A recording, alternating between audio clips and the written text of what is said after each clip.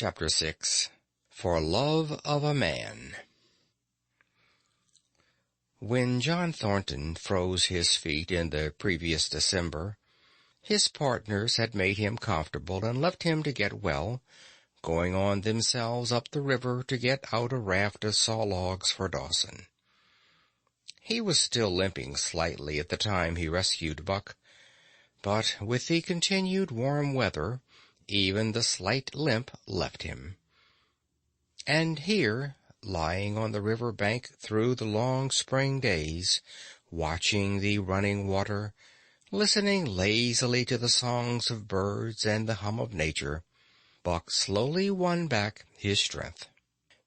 A rest comes very good after one has traveled 3,000 miles, and it must be confessed that Buck waxed lazy as his wounds healed, his muscles swelled out, and the flesh came back to cover his bones.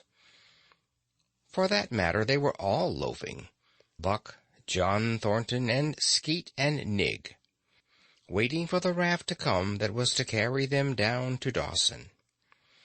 Skeet was a little Irish setter who early made friends with Buck, who, in a dying condition, was unable to resent her first advances. She had the doctor trait which some dogs possess, and as a mother cat washes her kittens, so she washed and cleansed Buck's wounds. Regularly, each morning after he had finished his breakfast, she performed her self-appointed task, till he came to look for her ministrations as much as he did for Thornton's. Nig, equally friendly, though less demonstrative, was a huge black dog, half bloodhound and half deerhound, with eyes that laughed and a boundless good nature. To Buck's surprise, these dogs manifested no jealousy toward him. They seemed to share the kindliness and largesse of John Thornton. As Buck grew stronger, they enticed him into all sorts of ridiculous games, in which Thornton himself could not forbear to join, and in this fashion Buck romped through his convalescence and into a new existence. Love, genuine, passionate love, was his for the first time. This he had never experienced at Judge Miller's down in the sun-kissed Santa Clara Valley. With the judge's sons hunting and tramping, it had been a working partnership. With the judge's grandsons, a sort of pompous guardianship, and with the judge himself, a stately and dignified friendship. But love that was feverish and burning, that was adoration, that was madness, it had taken John Thornton to arouse. This man had saved his life, which was something. But further, he was the ideal master. Other men saw to the welfare of their dogs from a sense of duty and business expediency. He saw to the welfare of his as if they were his own children, because he could not help it. And he saw further. He never forgot a kindly greeting or a cheering word, and to sit down for a long talk with them, gas he called it, was as much his delight as theirs. He had a way of taking Buck's head roughly between his hands, and resting his own head upon Buck's, of shaking him back and forth, the while calling him ill names that to Buck were love names. Buck knew no greater joy than that rough embrace, and the sound of murmured oaths, and at each jerk back and forth it seemed that his heart would be shaken out of his body, so great was its ecstasy. And, when released, he sprang to his feet, his mouth laughing, his eyes eloquent, his throat vibrant with muttered sound, and in that fashion remained without movement. John Thornton would reverently exclaim, "God, you can all but speak." Buck had a trick of love expression that was akin to hurt. He would often seize Thornton's hand in his mouth and close so fiercely that the flesh bore the impress of his teeth for some time afterward. And as Buck understood the oaths to be love words, so the man understood this feigned bite for a caress. For the most part, however, Buck's love was expressed in adoration. While he went wild with happiness when Thornton touched him or spoke to him, he did not seek these tokens. Unlike Skeet, who was wont to shove her nose under Thornton's hand and nudge till petted, or Nig, who would stalk up and rest his great head on Thornton's knee, Buck was content to adore at a distance. He would lie by the hour, eager, alert, at Thornton's feet, looking up into his face, dwelling upon it, and studying it, following with keenest interest each fleeting expression, every movement or change of feature. Or, as chance might have it, he would lie farther away, to the side or rear, watching the outlines of the man and the occasional movements of his body. And often, such was the communion in which they lived, the strength of Buck's gaze would draw John Thornton's head around, and he would return the gaze without speech, his heart shining out of his eyes as Buck's heart shone out. For a long time after his rescue, Buck did not like Thornton to get out of his sight. From the moment he left his tent to when he entered it again, Buck would follow at his heels. His transient masters, since he had come into the Northland, had bred in him a fear that no master could be permanent. He was afraid that Thornton would pass out of his life as Perrault and Francois and the Scotch half-breed had passed out. Even in the night, in his dreams, he was haunted by this fear. At such times he would shake off sleep and creep through the chill to the flap of the tent, where he would stand and listen to the sound of his master's breathing. But in spite of this great love he bore John Thornton, which seemed to bespeak the soft, civilizing influence, the strain of the primitive which the Northland had aroused in him remained alive and active. Faithfulness and devotion, things born of fire and roof, were his. Yet he retained his wildness and wiliness. He was a thing of the wild, come in from the wild to sit by John Thornton's fire, rather than a dog of the soft Southland stamped with the marks of generations of civilization.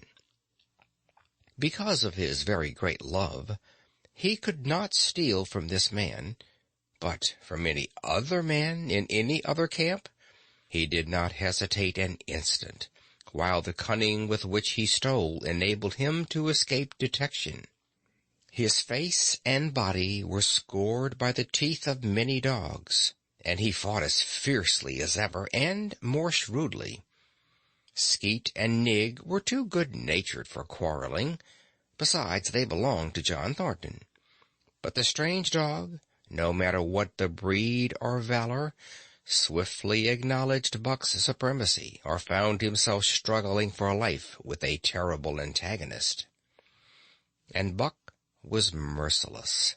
He had learnt well the law of club and fang, and he never forewent an advantage or drew back from a foe he had started on the way to death. He had lessoned from Spitz and from the chief fighting dogs of the police and mail, and knew there was no middle course. He must master or be mastered, while to show mercy was a weakness. Mercy did not exist in the primordial life. It was misunderstood for fear, and such misunderstandings made for death. Kill or be killed, eat or be eaten was the law, and this mandate down out of the depths of time he obeyed. He was older than the days he had seen and the breaths he had drawn. He linked the past with the present, and the eternity behind him throbbed through him in a mighty rhythm to which he swayed as the tides and seasons swayed. He sat by John Thornton's fire, a broad-breasted dog, white-fanged and long-furred, but behind him were the shades of all manner of dogs, half-wolves and wild wolves, urgent and prompting, tasting the savor of the meat he ate, thirsting for the water he drank, scenting the wind with him, listening with him, and telling him the sounds made by the wild life in the forest, dictating his moods, directing his actions, lying down to sleep with him when he lay down, and dreaming with him and beyond him, and becoming themselves the stuff of his dreams. So peremptorily did these shades beckon him, that each day mankind and the claims of mankind slipped farther from him. Deep in the forest a call was sounding, and as often as he heard this call, mysteriously thrilling and luring, he felt compelled to turn his back upon the fire and the beaten earth around it, and to plunge into the forest, and on, he knew not where or why, nor did he wonder where or why, the call sounding imperiously deep in the forest. But as often as he gained the soft, unbroken earth and the green shade, the love for John Thornton drew him back to the fire again. Thornton alone held him. The rest of mankind was as nothing. Chance travelers might praise or pet him, but he was cold under it all, and from a too demonstrative man he would get up and walk away. When Thornton's partners, Hans and Pete, arrived on the long-expected raft, Buck refused to notice them till he learned they were close to Thornton. After that he tolerated them in a passive sort of way, accepting favors from them as though he favored them by accepting. They were of the same large type as Thornton, living close to the earth, thinking simply and seeing clearly, and ere they swung the raft into the big eddy by the sawmill at Dawson, they understood Buck and his ways, and did not insist upon an intimacy such as obtained with Skeet and Nig. For Thornton, however, his love seemed to grow and grow. He, alone among men, could put a pack upon Buck's back in the summer traveling. Nothing was too great for Buck to do when Thornton commanded. One day they had grub-staked themselves from the proceeds of the raft and left Dawson for the headwaters of the Tanana. The men and dogs were sitting on the crest of a cliff which fell away straight down to the naked bedrock 300 feet below. John Thornton was sitting near the edge, Buck at his shoulder. A thoughtless whim seized Thornton, and he drew the attention of Hans and Pete to the experiment he had in mind. "Jump, Buck," he commanded, sweeping his arm out and over the chasm. The next instant he was grappling with Buck on the extreme edge, while Hans and Pete were dragging them back into safety. "It's uncanny," Pete said, after it was over and they had caught their speech. Thornton shook his head. "No, it is splendid, and it is terrible, too. Do you know, it sometimes makes me afraid. I'm not hankering to be the man that lays hands on you while he's around," Pete announced conclusively, nodding his head toward Buck. "By jingo," was Hans' contribution. "Not mineself either." It was at Circle City, ere the year was out, that Pete's apprehensions were realized. Black Burton, a man evil-tempered and malicious, had been picking a quarrel with a tenderfoot at the bar, when Thornton stepped good-naturedly between. Buck, as was his custom, was lying in a corner, head on paws, watching his master's every action. Burton struck out without warning, straight from the shoulder. Thornton was sent spinning, and saved himself from falling only by clutching the rail of the bar. Those who were looking on heard what was neither bark nor yelp, but something which is best described as a roar, and they saw Buck's body rise up in the air as he left the floor for Burton's throat. The man saved his life by instinctively throwing out his arm, but he was hurled backward to the floor with Buck on top of him. Buck loosed his teeth from the flesh of the arm and drove in again for the throat. This time the man succeeded only in partly blocking, and his throat was torn open. Then the crowd was upon Buck, and he was driven off, but while a surgeon checked the bleeding, he prowled up and down, growling furiously, attempting to rush in, and being forced back by an array of hostile clubs. A miners' meeting, called on the spot, decided that the dog had sufficient provocation, and Buck was discharged. But his reputation was made, and from that day his name spread through every camp in Alaska. Later on, in the fall of the year, he saved John Thornton's life in quite another fashion. The three partners were lining a long and narrow poling boat down a bad stretch of rapids on the 40-mile creek. Hans and Pete moved along the bank, snubbing with a thin manila rope from tree to tree, while Thornton remained in the boat, helping its descent by means of a pole, and shouting directions to the shore. Buck, on the bank, worried and anxious, kept abreast of the boat, his eyes never off his master. At a particularly bad spot, where a ledge of barely submerged rocks jutted out into the river, Hans cast off the rope, and while Thornton poled the boat out into the stream, ran down the bank with the end in his hand to snub the boat when it had cleared the ledge. This it did, and was flying downstream in a current as swift as a mill race, when Hans checked it with the rope and checked too suddenly. The boat flirted over and snubbed into the bank bottom up, while Thornton, flung sheer out of it, was carried downstream toward the worst part of the rapids, a stretch of wild water in which no swimmer could live. Buck had sprung in on the instant, and at the end of 300 yards, amid a mad swirl of water, he overhauled Thornton. When he felt him grasp his tail, Buck headed for the bank, swimming with all his splendid strength. But the progress shoreward was slow, progress downstream amazingly rapid. From below came the fatal roaring, where the wild current went wilder and was rent in shreds and spray by the rocks which thrust through like the teeth of an enormous comb. The suck of the water as it took the beginning of the last steep pitch was frightful, and Thornton knew that the shore was impossible.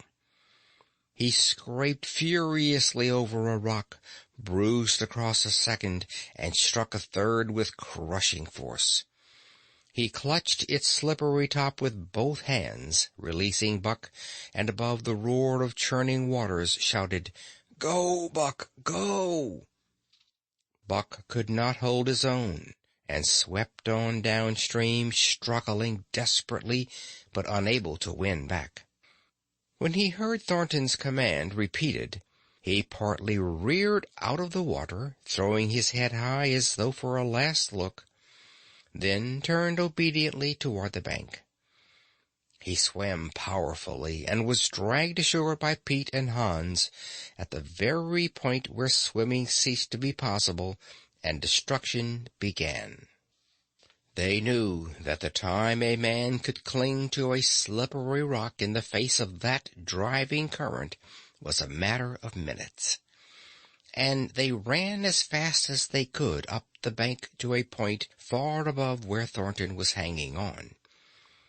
They attached the line with which they had been snubbing the boat to Buck's neck and shoulders, being careful that it should neither strangle him nor impede his swimming, and launched him into the stream. He struck out boldly, but not straight enough for the stream. He discovered the mistake too late, when Thornton was abreast of him and a bare half-dozen strokes away, while he was being carried helplessly past. Hans promptly snubbed the rope as though Buck were a boat.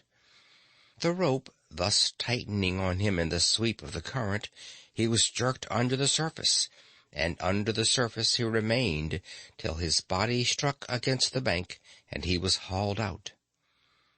He was half drowned, and Hans and Pete threw themselves upon him, pounding the breath into him and the water out of him. He staggered to his feet and fell down. The faint sound of Thornton's voice came to them, and, though they could not make out the words of it, they knew that he was in his extremity. His master's voice acted on Buck like an electric shock. He sprang to his feet and ran up the bank ahead of the men to the point of his previous departure.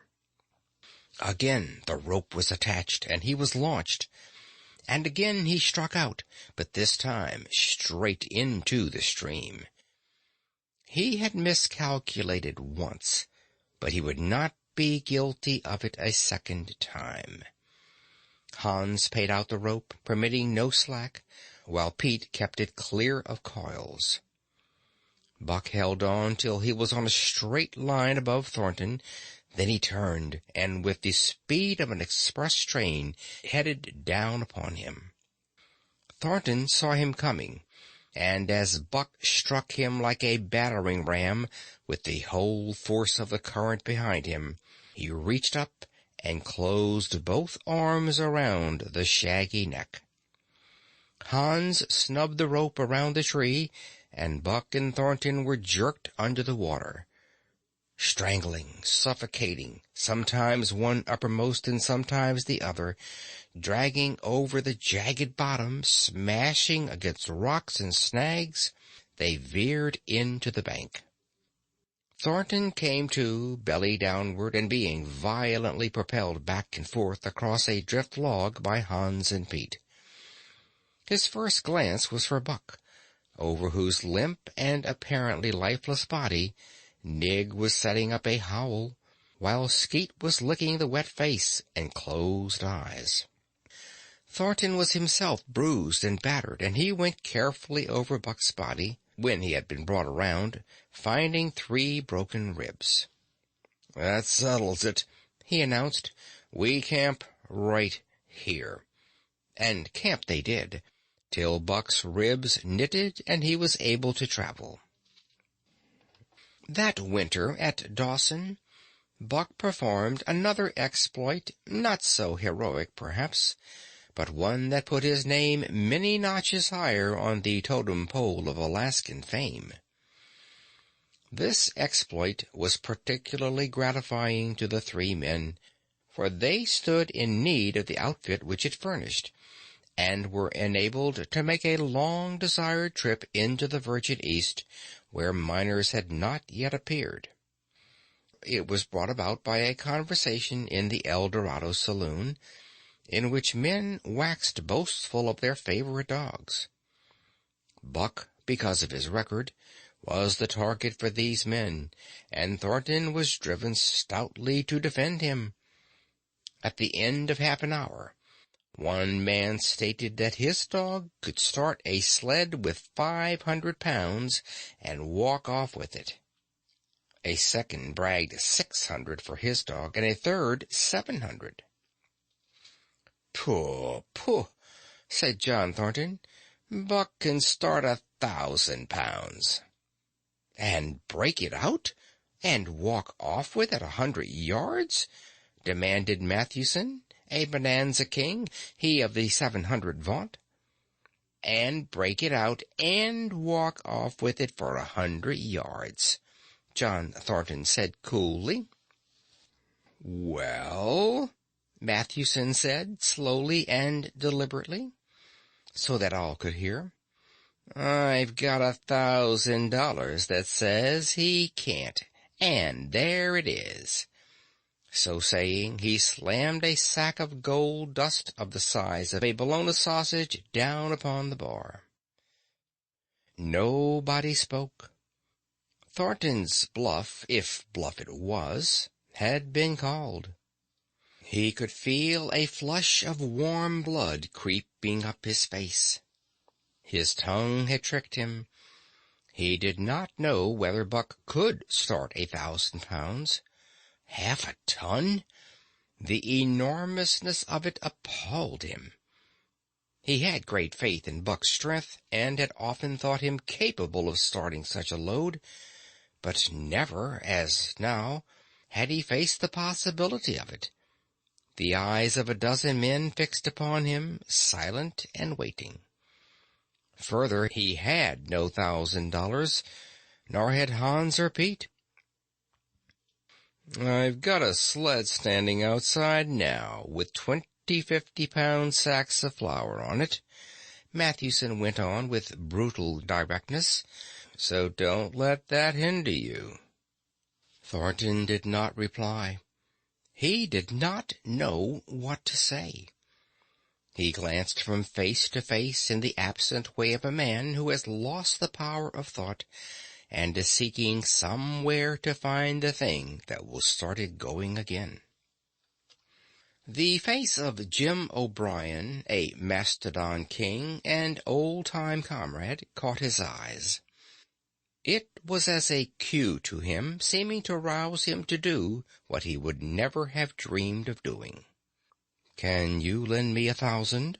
he asked, almost in a whisper. "Sure," answered O'Brien, thumping down a plethoric sack by the side of Matthewson's. "Though it's little faith I'm having, John, that the beast can do the trick." The El Dorado emptied its occupants into the street to see the test. The tables were deserted, and the dealers and gamekeepers came forth to see the outcome of the wager and to lay odds. Several hundred men, furred and mittened, banked around the sled within easy distance. Matthewson's sled, loaded with 1,000 pounds of flour, had been standing for a couple of hours, and in the intense cold, it was 60 below zero, the runners had frozen fast to the hard-packed snow. Men offered odds of 2 to 1 that Buck could not budge the sled. A quibble arose concerning the phrase "break out." O'Brien contended it was Thornton's privilege to knock the runners loose, leaving Buck to break it out from a dead standstill. Matthewson insisted that the phrase included breaking the runners from the frozen grip of the snow. A majority of the men who had witnessed the making of the bet decided in his favor, whereat the odds went up to 3 to 1 against Buck. There were no takers. Not a man believed him capable of the feat. Thornton had been hurried into the wager, heavy with doubt, and now that he looked at the sled itself, the concrete fact, with the regular team of 10 dogs curled up in the snow before it, the more impossible the task appeared. Matthewson waxed jubilant. 3 to 1, he proclaimed. "I'll lay you another 1,000 at that figure, Thornton. What do you say?" Thornton's doubt was strong in his face, but his fighting spirit was aroused. The fighting spirit that soars above odds, fails to recognize the impossible, and is deaf to all save the clamor for battle. He called Hans and Pete to him. Their sacks were slim, and with his own 3 partners could rake together only $200, in the ebb of their fortunes the sum of their total capital. Yet they laid it unhesitatingly against Matthewson's 600. The team of 10 dogs was unhitched, and Buck, with his own harness, was put into the sled. He had caught the contagion of the excitement, and he felt that in some way he must do a great thing for John Thornton. Murmurs of admiration at his splendid appearance went up. He was in perfect condition, without an ounce of superfluous flesh, and the 150 pounds that he weighed were so many pounds of grit and virility. His furry coat shone with the sheen of silk. Down the neck and across the shoulders, his mane, in repose as it was, half bristled and seemed to lift with every movement, as though excess of vigor made each particular hair alive and active. The great breast and heavy forelegs were no more than in proportion with the rest of the body, for the muscles showed in tight rolls underneath the skin. Men felt these muscles and proclaimed them hard as iron, and the odds went down to 2 to 1. Gad, sir, stuttered a member of the latest dynasty, a king of the Skookum benches. I offer you 800 for him, sir, before the test, sir, 800 just as he stands. Thornton shook his head and stepped to Buck's side. You must stand off from him, Matthewson protested. Free play and plenty of room. The crowd fell silent. Only could be heard the voices of the gamblers, vainly offering 2 to 1. Everyone acknowledged Buck a magnificent animal, but 20 50-pound sacks of flour bulked too large in their eyes for them to loosen their pouch strings. Thornton knelt down by Buck's side. He took his head in his 2 hands and rested cheek on cheek. He did not playfully shake him, as was his wont, or murmur soft love curses, but he whispered in his ear, "As you love me, Buck, as you love me," was what he whispered. Buck whined with suppressed eagerness. The crowd was watching curiously. The affair was growing mysterious. It seemed like a conjuration. As Thornton got to his feet, Buck seized his mittened hand between his jaws, pressing in with his teeth and releasing slowly, half reluctantly. It was the answer, in terms not of speech, but of love. Thornton stepped well back. "Now, Buck," he said. Buck tightened the traces, then slacked them for a matter of several inches. It was the way he had learned. "Gee!" Thornton's voice rang out, sharp in the tense silence. Buck swung to the right, ending the movement in a plunge that took up the slack and, with a sudden jerk, arrested his 150 pounds. The load quivered, and from under the runners rose a crisp crackling. "Ha!" Thornton commanded.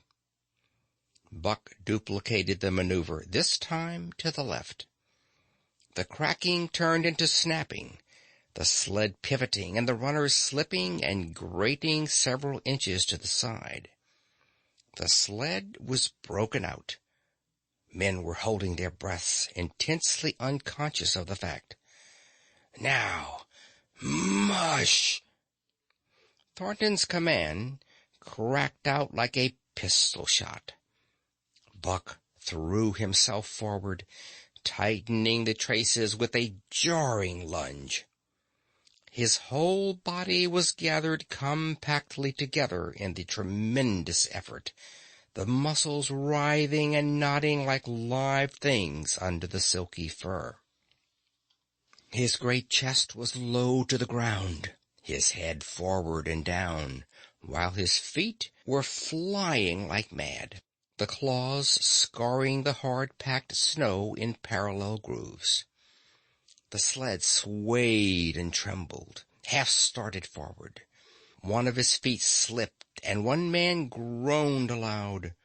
Then the sled lurched ahead in what appeared a rapid succession of jerks, though it never really came to a dead stop again. Half an inch, 2 inches.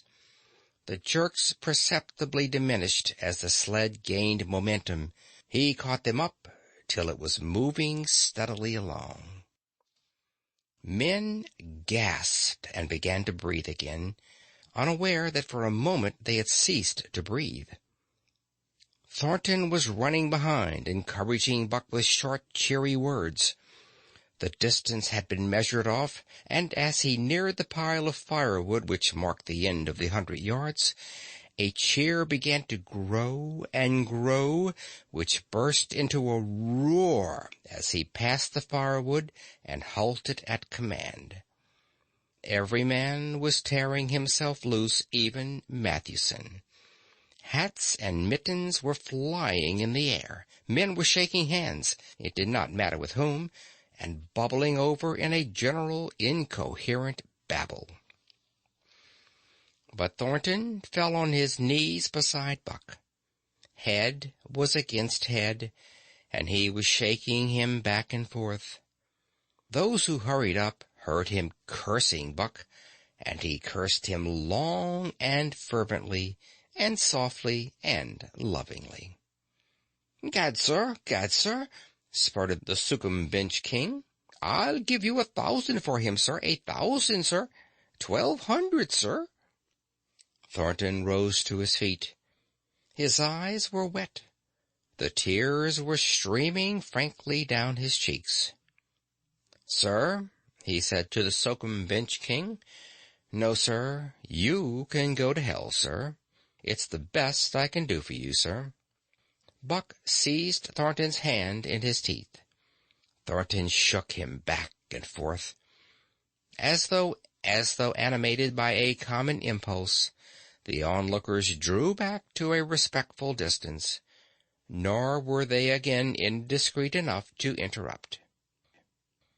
End of chapter 6.